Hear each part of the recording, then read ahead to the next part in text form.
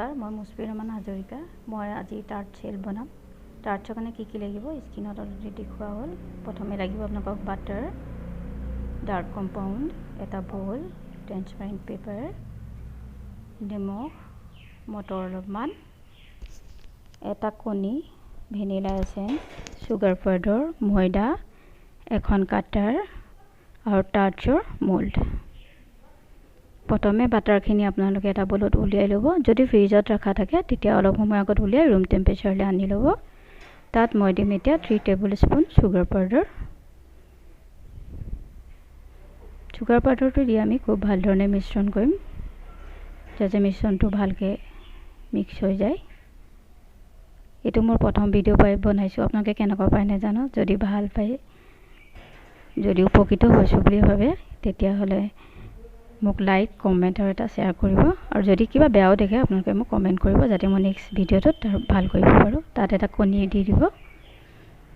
কণী দি দিয়াৰ পিছতো আপোনালোকে খুব ভালধৰণে মিশ্ৰণটো বনাব, মিক্স কৰি ল'ব। কণীটোৰ গোন্ধটো যাবলৈ তাত আপুনি এচেঞ্চ দিব, যিটো আপোনালোকে এচেঞ্চ ভাল পায়। অলপমান এচেঞ্চ দি দিলে ভাল হয়। এইটো খুব ভালধৰণে মিক্স কৰিব। তাত অলপ অলপকৈ ময়দা দিব। মই ইয়াত ময়দা দিছোঁ 1.5 কাপ। ময়দাখিনি দিও খুব ভালদৰে মিশ্ৰণ কৰিব। আচলতে হাতেৰে কৰিলে বেছি ভাল হয়।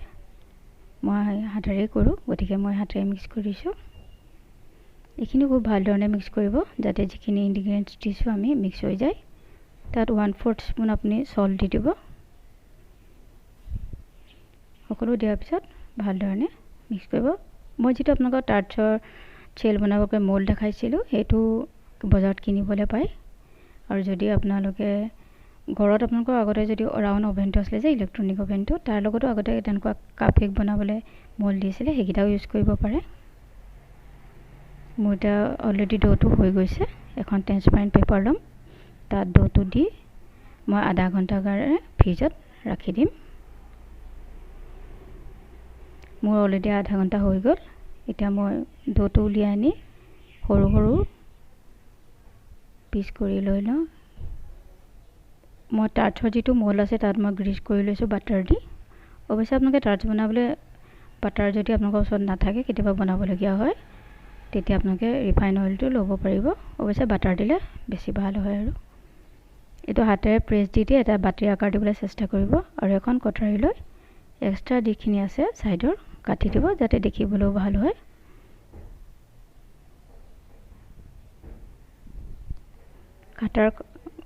কাটি দিয়াৰ পিছত দেখিব ভাল লাগিছে বস্তুটো। আৰু এখন কাটাৰ লৈ ফুটা ফুটা কৰি দিব, যাতে সেইটো বাতিটো ফুলি নাযায়। মোৰ অলৰেডি আটাইকেইটা ৰেডি হৈ গ'ল। মই ইয়াত আধা ঘণ্টাৰ কাৰণে ফ্ৰিজত ৰাখি দিম।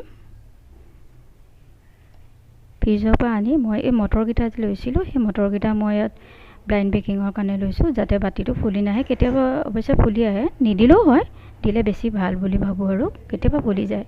তাৰপৰা এইটো মই অভেন অতিজিত আপোনাৰ 180 ডিগ্ৰী আপাৰ লোৱাৰ দুটা টেম্পাৰেচাৰ দিম। আৰু মই টাইম দিম 20 মিনিট। আৰু মই ফাংচনত বোথ ছাইড দিম।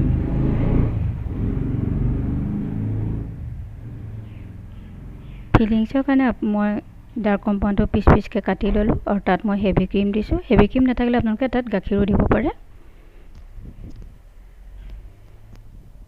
মোৰ অলৰেডি টাৰ্টছ বেক হৈ গ'ল। অলপ সময় ঠাণ্ডা কৰি ল'ব। ঠাণ্ডা হোৱাৰ পিছত আপোনালোকে মটৰখিনি যিখিনি দিছিলোঁ, এক্সট্ৰা মটৰ এনেকৈ এটা বাতিত উলিয়াই থৈ দিব। আকৌ আপোনালোকে বনালে সেইটো ইউজ কৰিব পাৰিব। দেখিবলৈ খুব ভাল লাগে। বাতিটো এটা বাতি নিচিনা হৈ যায়। তাত মই ফিলিংছৰ কাৰণে যিখিনি চকলেট মেল্ট কৰি লৈছিলোঁ, সেইটো ফিলিং কৰিছোঁ। আপোনালোকে বেলেগ দিও কৰিব পাৰে, কণী দি কাষ্টাৰ্ড বনাই, যিটো টেষ্ট আপোনালোকে ভাল পায়। ডেক'ৰেশ্যনৰ কাৰণে মই তাত চিলভাৰ বল দি দিছোঁ। আপোনালোকে তাত আইচিং কৰা যিটো হুইপিং ক্ৰীমৰ দি ডেক'ৰেশ্যন হয় ন, সেইটো দিও কৰিব পাৰিব, বা আপোনালোকে যি ভাল লাগে চেৰি দিও কৰিব পাৰে। মোৰ অলৰেডি টাৰ্টছ ৰেডি। কেনেকুৱা পালে, ভাল পালে বেয়া পালে দুটাই কমেণ্ট কৰিব। যদি ভাল পালে লাইক